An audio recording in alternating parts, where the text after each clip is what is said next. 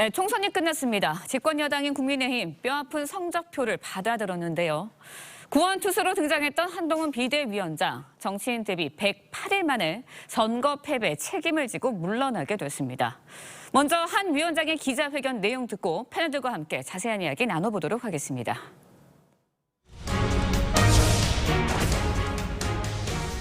국민의 선택을 받기에 부족했던 우리 당을 대표해서 국민들께 사과드립니다. 국민의 뜻을 준엄하게 받아들이고 저부터 깊이 반성합니다. 그래서 저는 선거 결과에 대한 모든 책임을 지고 비상대책위원장직에서 물러납니다.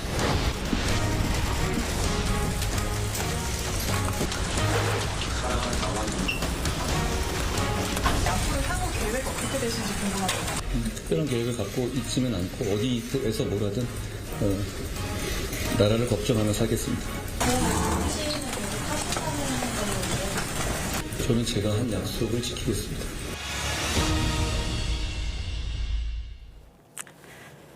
네, 한동훈 위원장 들으신 것처럼 패배의 책임을 지고 사퇴했습니다. 앞으로의 행보에 관심이 쏠리고 있는데요. 일단은 나라 걱정을 하면서 살겠다라고 했습니다. 김상일 평론가님, 네. 일단은 정치에서는 물러나지 않겠다는 의미로도 들리는 것 같은데 어떻게 들으셨나요? 이미 정계에 발을 들여놨으니까 사실은 은퇴하겠다고 하지 않으면 정치는 계속 하는 거죠. 그렇기 때문에 저것을 정치를 계속하겠다는 의미로 또 다시 새기는 게 의미가 있겠냐, 저는 이런 생각이 들고요. 일단은 이번 선거가 한동훈 위원장의 책임 얼마나 있느냐, 잘못 얼마나 있느냐, 이런 얘기가 있습니다. 사실은 대부분의 잘못은 대통령에게 있다고 생각하는 사람이 많고요. 그러나 한동훈 위원장도 책임 있는 위치에서 선거를 뛰었으니까 책임 부분에서는 20%는 책임이 있을 거라고 생각을 하고, 대부분의 80~90%의 책임은 또 대통령에게 있다는 생각을 하는 사람이 꽤 있을 겁니다. 그런 상황 속에서 그런 거를 따진다면 한동훈 위원장에게 굉장히 좀 자세가 잘못됐다부터 시작해가지고 오히려 더 큰 책임이 무너질 가능성이 많거든요. 근데 모든 책임은 나에게 있다라고 물러나는 모습, 저는 정치를 처음 시작하는 사람으로서 굉장히 좋은 자세다, 이런 생각이 들고요. 지금까지 정신없이 달려왔잖아요. 그러니까 정신없이 달려왔으니까 이것들을 복귀하고 성찰하면서 반성할 부분은 반성하고 잘못된 부분에 대해서 더 공부할 부분은 공부해서 국민에게 다시 부름을 받을 때 돌아오겠다 정도로 해석하면 좋지 않을까 생각합니다. 알겠습니다. 네. 김상일 평론가는 이제 한동훈 위원장의 정치는 계속할 것이다. 그러나 어떤 부름에 의해서 어떻게 할지는 좀 지켜봐야 됐다, 이렇게 말씀하신 거로 해석이 됩니다. 노동일 교수께서 보시기에도 정치는 어떤 식으로 하게 될 것 같은지, 또 향후 행보는 어떻게 보십니까, 한동훈 위원장님? 당분간 잠행할 수밖에 없지 않겠습니까? 네. 기본적으로 현재 적극적으로 지금까지처럼 정치 활동할 수 있는 것도 아니고, 네. 우선 선거가 없지 않습니까? 선거가 없고 또 원외라는 한계가 또 있는 것이고, 그렇기 때문에 정치권에서 할 일이 별로 없는 상황이고요. 네. 또 좀 있으면 이제 어쨌든 길든 짧든 조금만 시간이 가면 국민의힘에서 또 전당대회를 통해서 제대로 된 대표를 뽑고 네. 지도부를 구성해야 되지 않겠습니까? 그렇겠죠. 근데 그때 또 바로 출마한다는 것도 조금 우스운 상황입니다. 그렇게 하진 않을 걸로 되어지고, 그렇게 되면 이제 휴지기가 좀 길 거 아니겠습니까? 그럴 때 뭘 할 것인가?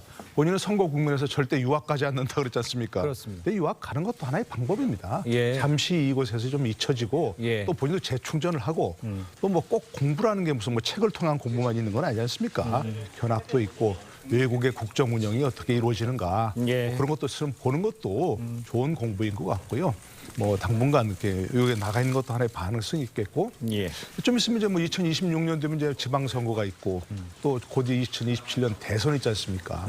그때가 되면 한동훈 지금 여권의 지형이 어떻게 변할지는 모르지만 그 어떤 국민의 필요에 의해서 예. 불려나올 수도 있는 거죠. 윤석열 대통령도 본인이 정치할 생각이 있었는지 없었는지는 잘 모르겠지만 보수층의 필요에 의해서 불려나온 거 아닙니까? 예. 그러니까 또 그럴 가능성도 있고요.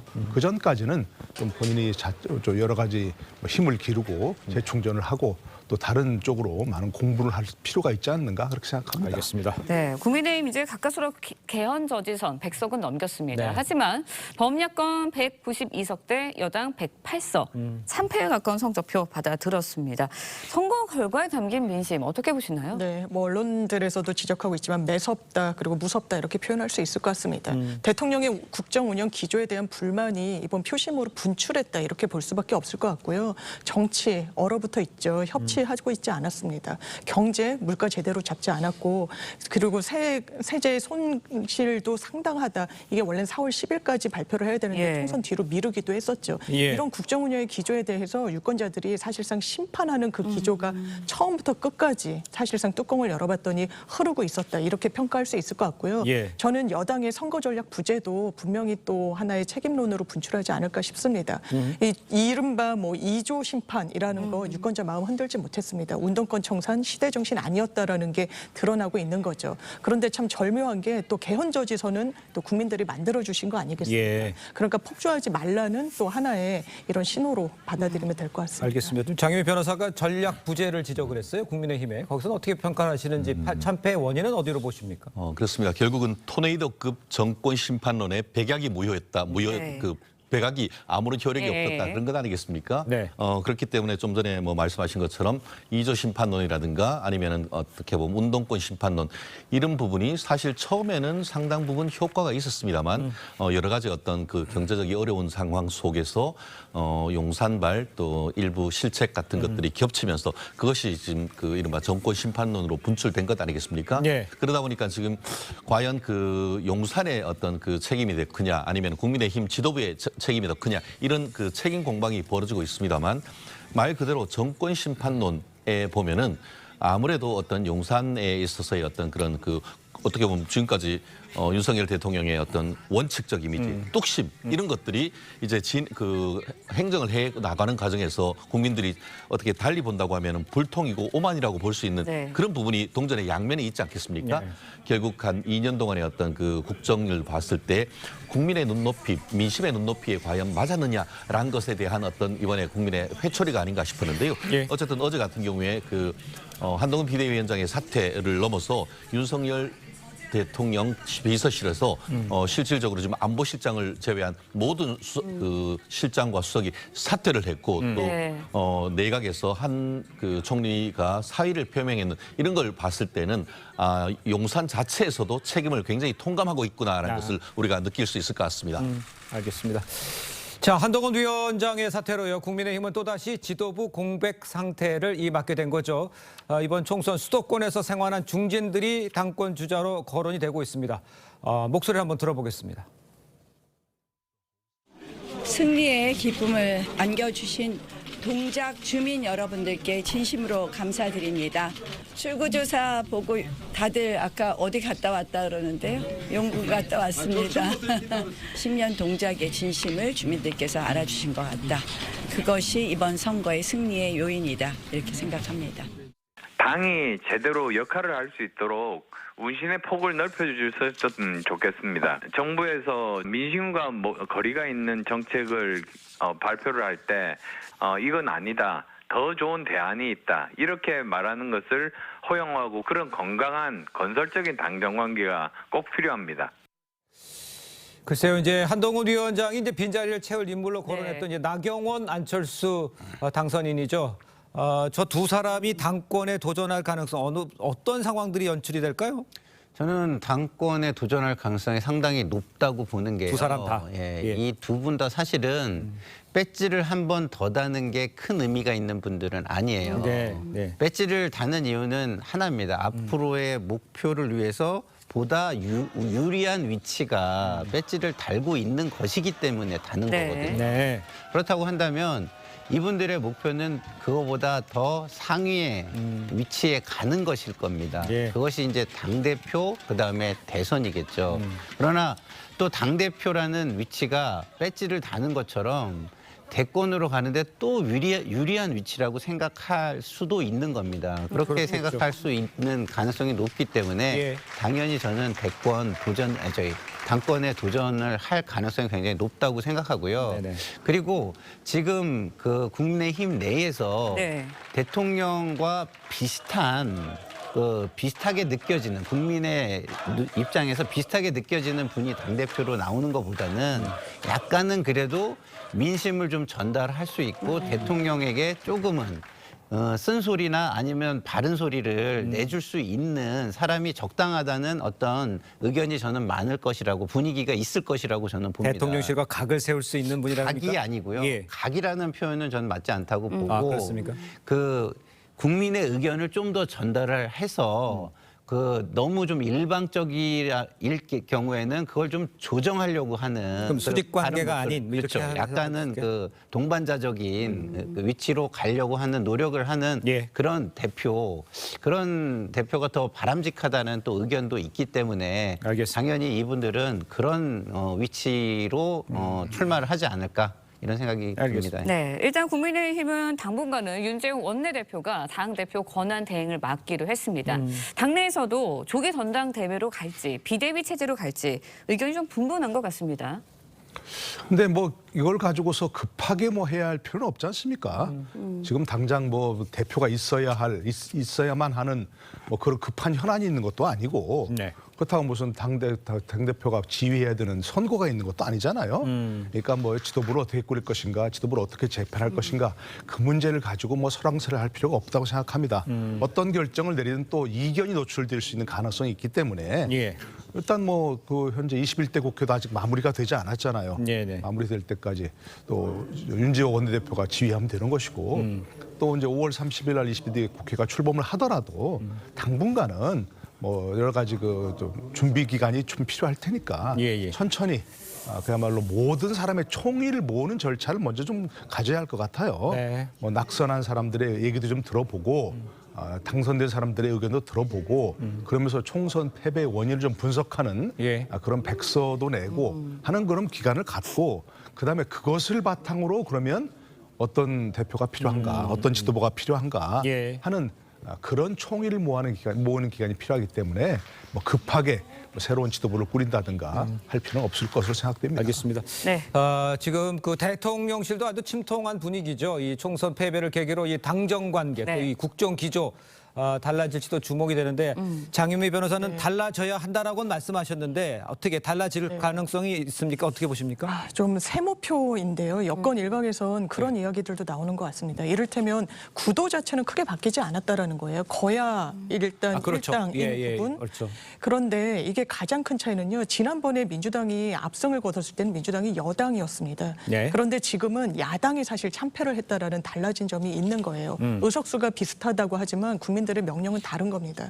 윤 대통령한테 바뀌라고 변화해야 된다라고 사실상 명령을 내린 거라고 보는 게 맞을 거거든요. 네. 그렇기 때문에 뭐 내각 총사퇴다, 뭐 참모진이 내려온다 이런 데서 그쳐선 안 될 거고요. 일단은 야당 대표를 만나야 될 겁니다. 그리고 만에 하나 대통령 거부권 행사를 저지할 수 있는 선은 범야권이 확보하지는 못했거든요. 네. 그런데 지금 뭐 김건희 여사 특검이랄지 뭐 기타 등등 여러 법안과 관련해서 또다시 거부권을 대통령께서 행사한다.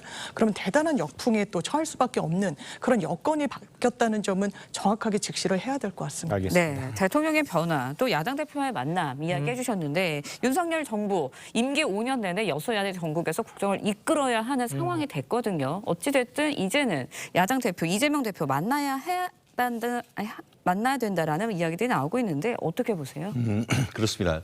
총선 끝난 이후에 나온 일성이 총선에 나타난 국민 뜻을 받들어 국정쇄신에 나서겠다라고 얘기를 했습니다. 그러면서 기자의 질문에 국민의 뜻을 받든다라는 것에서 이재명 대표를 비롯한 야권 대표를 만날 수 있는가라고 했을 때에 그렇게 해석해도 된다라고 얘기를 했습니다. 예. 결국 그 용산 자체에서도 지금 국정쇄신을 하고 거기에 있어서의 어떤 그 야당 대표와의 협치 이런 부분을 조금 더 그 강화하겠다라는 그것으로 읽히는 것 같은데요. 예. 말씀하신 것처럼 국정쇄신이라는 것은 크게 두 가지가 아니겠습니까? 첫 번째 가장 가시적으로 할 수 있는 것이 인사쇄신 그리고 두 번째가 정책쇄신인데 인사쇄신은 이미 시작이 된 것 같고 정책쇄신에 있어가지고 말씀하신 것처럼 야당과의 협치, 야당과의 협치 중에 가장 우리가 가시적으로 할 수 있는 것이 이재명 대표와의 어떤 만남이다라고 한다고 하면은 조속한 시일 내에 특히 이제 비서진 지금 교체가 되고 있는데 비서진이 새로 만들어진다고 하면은 그 무렵 언젠가 어떻게 보면은 그 이재명 대표와의 용산에서의 회동 우리 충분히 예측할 수 있는 부분이 아닌가 생각합니다. 알겠습니다. 네. 자, 이런 가운데 네 번의 도전 끝에 국회에 입성한 개혁신당의 이준석 대표의 행보도 주목이 되고 있습니다. 선거 승리하자마자 이 윤 대통령을 향해서 아주 날선 발언을 쏟아냈습니다. 직접 들어보겠습니다. 참 윤석열 대통령은 이제 집권 2년이 지나가는 대통령인데 아직도 통치나 정치의 기본에 해당하는 것들 안 하고 계세요. 총선 뒤에도 바뀔 것 같지는 않아요. 윤석열 대통령이 자기가 계속 이제 본인의 컴플렉스에 사로잡혀 계시기 때문에 본인이 보수의 어떤 기반이 있는 분이 아니고 그러니까 계속 나는 보수를 입 밖으로 내쳐야 되는 거고 행동으로 보여줘야 되는 거거든요. 다음 대선 나갑니까? 다음 대선이 몇 년 남았죠? 3년이요. 확실합니까? 저 맨 네. 끝에 말 때문에 말이 많았었잖아요.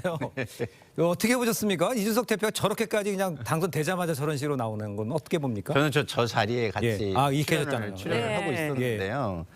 그 저 이야기를 하면서 뭐라 그랬냐면 오랜만에 평론가로서 이야기를 한다는 식으로 얘기를 하더라고요. 예. 그러니까 이제 본인이 이제 평가받는 위치에서 조금 벗어난 듯한 긴장이 좀 느슨한 듯한 모습으로 얘기를 하고 예. 본인은 이제 뭐라 그래야 될까요?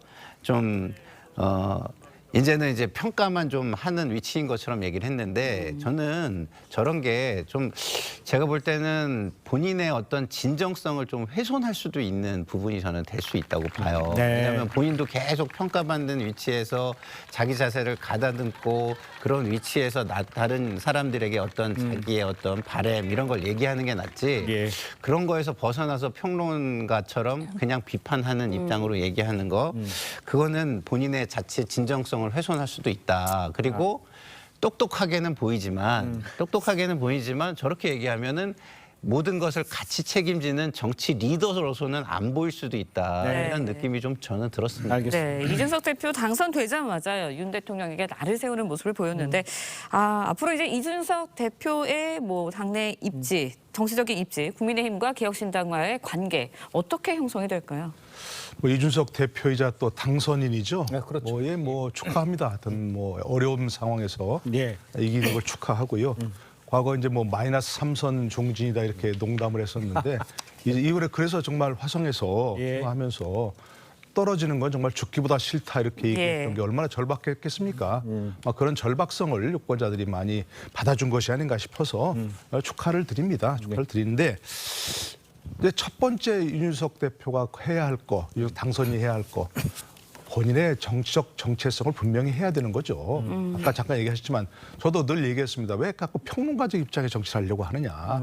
이제 본인이 비판을 받아야 하는 입장이고 본인의 정치를 만들어가야 하는 입장이기 때문에 이제 그런 과거 했던 그런 식의 사안마다 뭐 윤석열 대통령을 비판하고 비난하고 또 조롱하고 하는 그런 걸 이제 좀 접어두고 예. 본인이 국민에게 어떤 정치를 할 것인지 보여주는 그런 것이 필요하기 때문에 이제 윤석열 대통령을 비판하는 건 잠시 좀 접어도 좋겠다.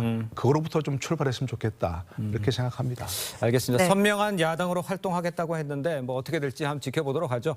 자, 민주당 소식도 짚어보겠습니다. 압도적인 총선 승리에도 당 지도부는요 겸손을 강조했습니다. 이재명 대표 이야기 듣겠습니다.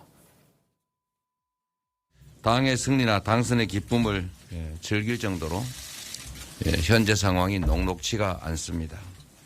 선거 이후에도 늘 낮고 겸손한 자세로 주권자의 목소리에 귀를 기울여야 됩니다. 대한민국을 살리는 민생 정치로 국민의 기대와 성원에 반드시 보답하겠습니다. 자, 들으신 것처럼 이 대표 민주당이 아닌 국민의 승리라고 자세를 낮췄습니다. 총선 뭐 압승이잖아요. 그런데 몸을 낮췄다. 이거는 뭐 전략적인 겁니까? 어떤 무슨 표현입니까? 저 어떻게 해석해야 돼요? 뭐 전략적인 모습도 있을 수 있다고 보고요. 예. 또 한 가지는 지금 총선만이 좀 이재명 대표의 그 관심사에 있는 거 아니잖아요. 네. 그렇죠. 본인의 눈높이는 네. 다음 대선에 있는 거 아니겠습니까? 예. 그렇기 때문에 더욱 저런 모습을 보인다 생각하고요. 야당으로서 또 뭐 압승한 데가 또 하나 있죠. 조국 혁신당 정말 마음 놓고 기뻐해야 되는 그런 상황에 첫 번째부터 막 어제 당장 그 검찰청 앞에 가가지고 그러니까요. 예, 김건희 여사를 소환하라 이렇게 목소리를 높였는데 그런 사람들과는 조금 구별되는 모습을 보일 수밖에 없다. 이런 생각을 하는 것 같아요. 지난 2000년을 생각해 보시면 과거를 생각해 보시면 2000년에 민주당이 압승했지 않습니까? 예. 그 당시 여당이었는데 뭐 그런데 그 2년 동안 어떻게 했습니까? 또 뭐 굉장히 좀 국민들 앞에 오만한 모습을 보이다가 지방선거부터 많이 패배했지 않습니까? 네. 그리고 또 대선에서 패배했고 그런 또 반면교사가 있기 때문에 본인은 좀 신중하고 또 신중해도 정말 과하지 않다 이렇게 생각합니다. 네. 일단 민주당은 다음 달 원내대표 선거 있고요. 8월 전당대회 앞두고 있습니다. 이 대표가 당권에 한 번 더 도전을 할지 여기도 관심이 쏠리고 있는데 당장 오늘부터도 네. 이 대표 그 선거법 위반 혐의로 재판에 출석을 해야 해요. 어떻게 보세요? 좀 전에도 말씀을 해주셨지만 이재명 대표의 목표는 대선 아니겠습니까? 그렇죠. 예. 그리고 지금 가장 신경이 쓰이는 거는 사법 리스크에 대한 방어겠죠.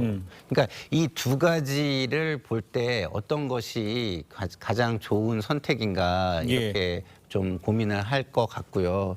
또 하나는 환경이 굉장히 많이 바뀌었습니다. 지난번 당대표를 도전할 때는 이전 선거를 패배했고 그 패배에 책임 있는 사람이 나오겠다고 하니까 사람들이 그게 말이 되느냐.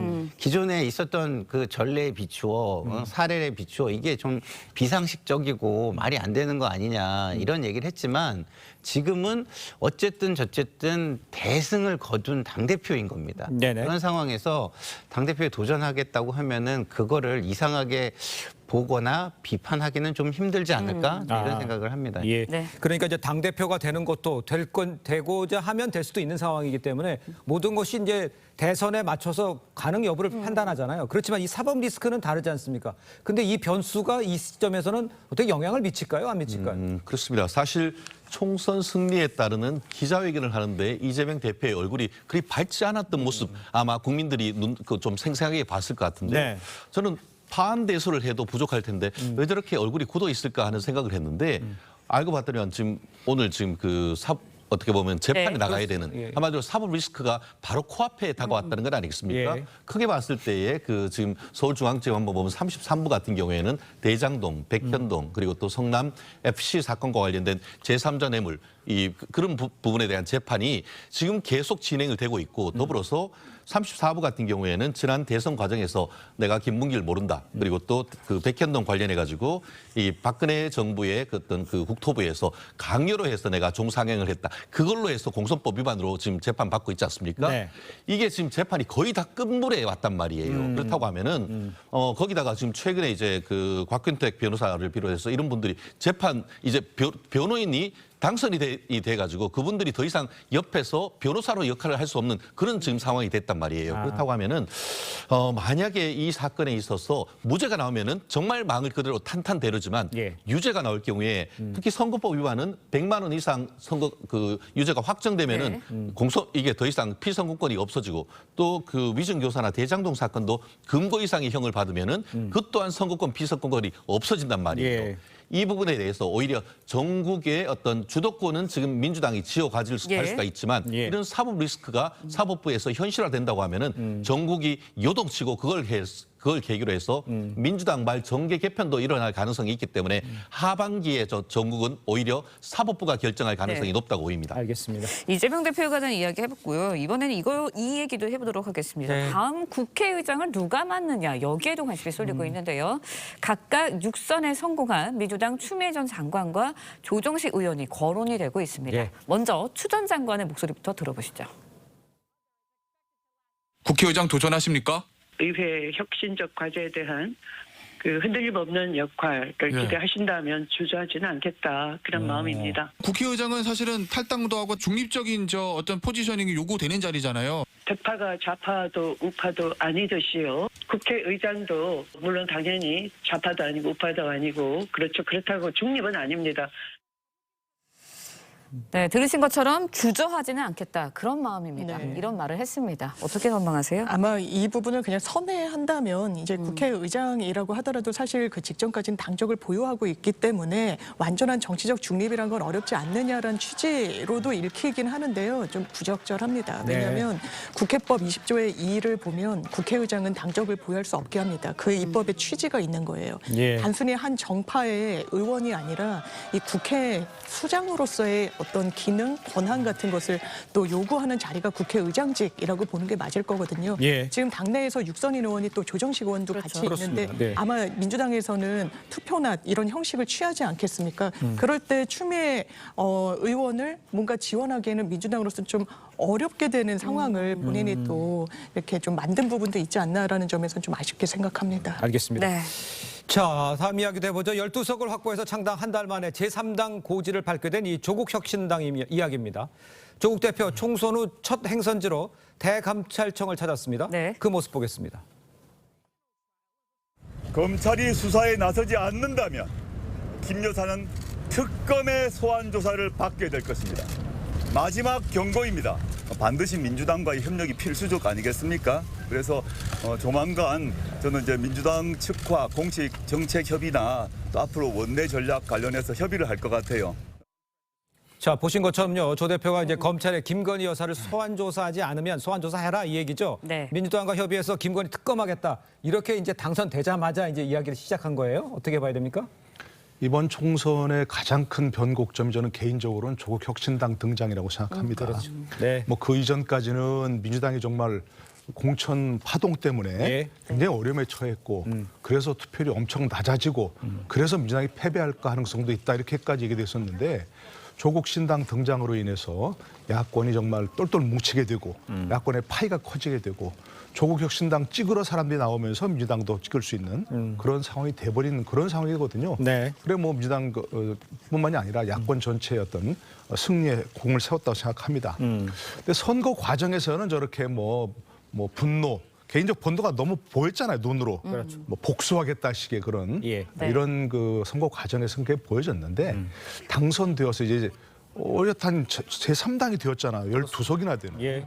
그러면 그 분노와 복수만으로 정치를 할 수는 없는 거죠. 그냥 조금 차분하게 한 걸음 떨어져서 한 걸음 조금 뒤로 물러서서 생각을 해보는 그런 정치를 어떻게 할 것인가 생각해보는 시간이 좀 필요하다고 생각하고요. 예. 저렇게 첫 일성으로 검찰청 찾아가서 특검 추진하겠다 이렇게 하는 건 국민들이 그걸 원하는 것도 아닐 겁니다. 네. 한번 좀 생각해 보시기 바라고 예. 만약에 특검을 추진하겠다면 민주당도 생각을 해봐야죠. 물론 민주당도 이전에는 뭐 특검을 추진하고 뭐 통과시키고 했지 않습니까? 예. 그런데 조국 대표가 주도하는 그런 특검의 첫 번째 안건으로 22대 국회에서 그거에 함께 한다?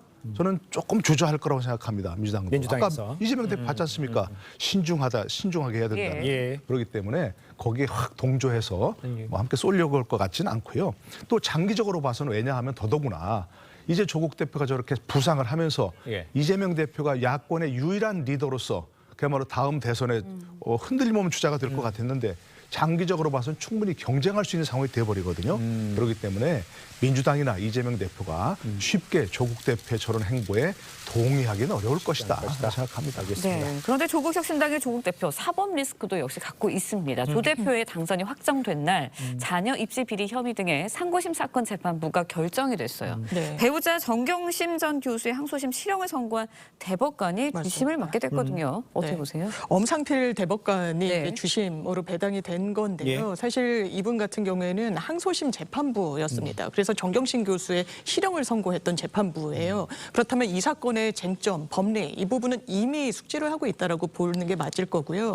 정경심 교수 같은 경우에는 대법원에 계류됐을 때 한 5개월 있다가 최종 대법원 선고가 나왔습니다. 예. 그럼 이제 기계적으로 보면은 한 5, 6개월 뒤에 선고가 나오지 않겠느냐 이런 전망도 가능은 한데 네네. 다만 이제 조국 대표 같은 경우에는 입시 비리만 있는 게 아니라 유재수 씨에 대한 감찰 무마 사건 뭐 예. 이런 부분이 같이 있고요. 그래서 법리가 조금 더해진 부분이 있고 만에 하나 이런 직권남용 혐의와 관련해서 무죄 취지의 파기환송이 될 가능성도 법리적으로 어쨌든 열려는 있습니다. 그러면 사실 상당한 기간이 소요될 가능성 열려 있다고 봐야 되겠습니다. 예. 예. 김상일 평론가께 네. 그걸 한번 여쭤볼게요. 지금 이제 그 결과적으로 이제 뚜껑을 열어보니까 네. 182성이 된 거잖아요. 그렇죠. 그러니까 이제 입법 독주, 이제 네. 지난 총선 때 그 결과로 나온 것들이 또 다시 반복되는 거 아니냐, 네. 또 거부하고. 네.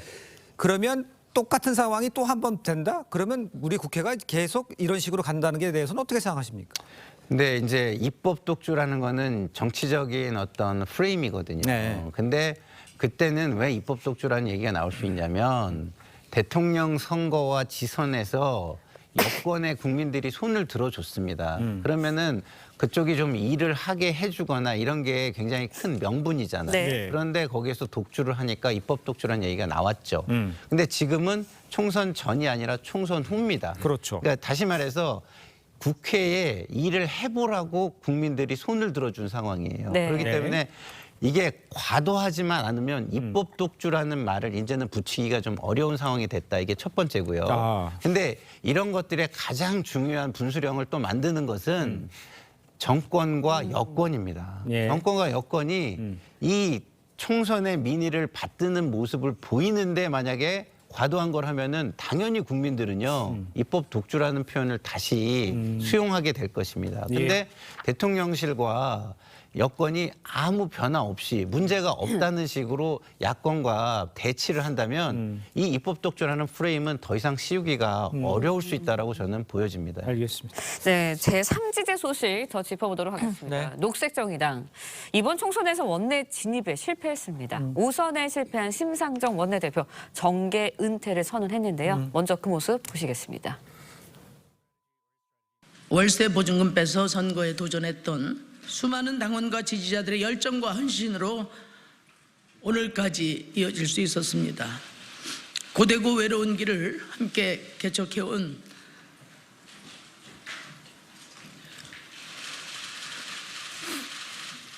사랑하는 당원들과 지지자 여러분께 감사하고 또 미안할 따름입니다. 네, 들으셨지만 심 원내대표 대선 후보까지 한 진보진영 대표적 인물이죠. 그런데 5선 도전에 실패했고요. 정계 의대까지 선언을 하게 됐습니다. 그리고 이제 정의당이 원외 정당이 됐어요. 네. 창당 12년 만이라고요. 아, 맞습니다. 완전히 추락했다고 보는 게 맞을 거고요. 그동안 그런 진보 정당으로서의 정체성을 제대로 보여주지 못했다는 평가가 있는 것 같습니다. 이를테면 뭐 화물연대 사안일 때 이런 정의당 모습 제대로 보이지 않았거든요. 노조 탄압한다라고 이야기했을 때 실력과 능력 제대로 보여주지 못했던 측면이 있습니다. 예. 그리고 원래 지민비조라는 말이 이번 총선에서 화제가 됐지만 원조격은 지민비정입니다. 민주당 지지자들이 지역에서 민주당 뽑아줘도 비례는 정의당에 표를 던지는 경우들이 상당히 많았거든요. 그런데 이제 민주당과는 완전히 차별화 전략을 했다는 점 물론 필요하겠지만 이를테면 이재명 대표 체포 동의안에 예. 가결표를 던진달지 예. 그리고 심상정 후보가 대선에서 완주한 부분도 민주당 지지자들로서는 상당히 좀 부정적으로 보는 부분이 있습니다. 이번 총선에도 같은 연합, 선거연합에 들어오는 전략을 택하지 않았죠. 이게 진보당과 달라졌던 점입니다. 진보당은 그래서 국회 입성의 기회를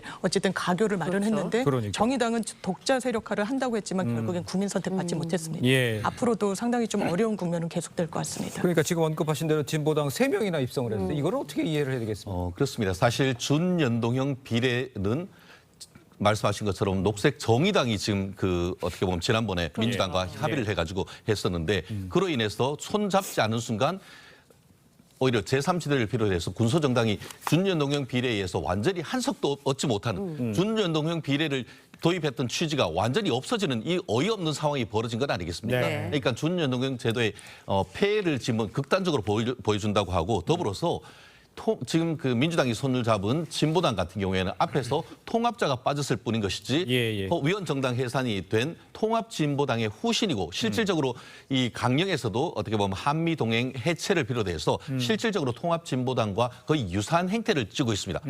민주당이 만약에 손을 같이 잡지 않았다고 하면은 국민으로부터 선택을 받을 수 있었겠습니까? 그렇다는 점에서 민주당이 과연 진보당과 손을 잡았는 것이 그 부분에 있어서 정말 통합 진보당의 어떤 후신과 그 정의당 정책을 민주당이 동의하는 것인지에 대해서 국민들은 향후에 어떻게 보면 그 21대 국회에서 책임을 물을 수밖에 없는 그런 상황인데 저는 이 부분에 대해서 예전에 이제 통합진보당의 이석기 의원이나 이런 분들이 국가 어떻게 보면 기밀 같은 것들을 계속 행정부에 계속 요청을 했던 그런 모습을 다시 한번 어떻게 보면은 그 재현되지 않을까 상당히 걱정이 되는데 이 부분에 있어서 민주당이 책임질 부분이 없는지 다시 한번 좀 생각해 봐야 되는 것이 아닌가 생각합니다. 그러니까 이게 비례대표제가 갖는 그 순수한 의미가 있는데 그게 이번에 이제 퇴색됐잖아요. 교수님이 보시기에 그러면 이 비례대표제, 그러니까 꼼수로 되어지는 자꾸 이런 식으로 반복되는 위성정당 시스템, 이건 어떻게 바뀌어야 됩니까? 그러니까 이제 뭐 이번 총선을 거치면서 여러 가지 뭐 선거 제도에 대한 얘기도 많이 나왔지 않습니까? 현재로서는 뭐 누가 이기냐 지냐 그게 대한 관심뿐이긴 하지만 앞으로 이제 총선 국면이 다 지나고 나서 정리가 되고 새로운 국회가 되면 첫 번째부터 정치개혁 과제를 좀 논의해야 한다고 생각합니다. 지금 얘기하신 선거 제도 문제, 뭐 예를 들어서 좀 계속해서 준연동형 비례제를 유지할 것인가, 아니면 뭐 과거 같은 병렬로 갈 것인가, 아니면 완전히 새로운 제도를 도입할 것인가, 뭐 이런 것들도 포함해서 일찍 좀 논의를 해야 한다고 생각합니다. 꼭 국회 말에 가서 얘기해가지고 선거 한두 달 앞두고서 이렇게 제도를 만들어 버리면 정치 신인들은 좀 도전하기가 어려운 그런 상황이고 기득권밖에 계속 보호하는 상황밖에 될 수 없거든요. 그러니까 그걸 포함해서 과도한 국회의원의 특권 문제, 또 뭐 불체포 특권에 대한 제한 문제, 기타 이런 것들을 포함해서 미리부터 아예 시작부터 정치개혁위원회를 만들어 가지고 거기서 1년 내에 결론 내라 이런 식으로 하면서 시민들과 소통하면서 정치개혁 과제를 좀 완성하는데 바로 그런 것들이 포함돼야 한다고 생각합니다. 알겠습니다. 자, 다음 이야기도 좀 해보도록 하겠습니다. 의대 교수협의회가요, 총선 결과를 통해서 정부의 불통에 대한 국민의 심판이라면서 의대 증원을 백지화해야 한다 이렇게 주장을 했습니다.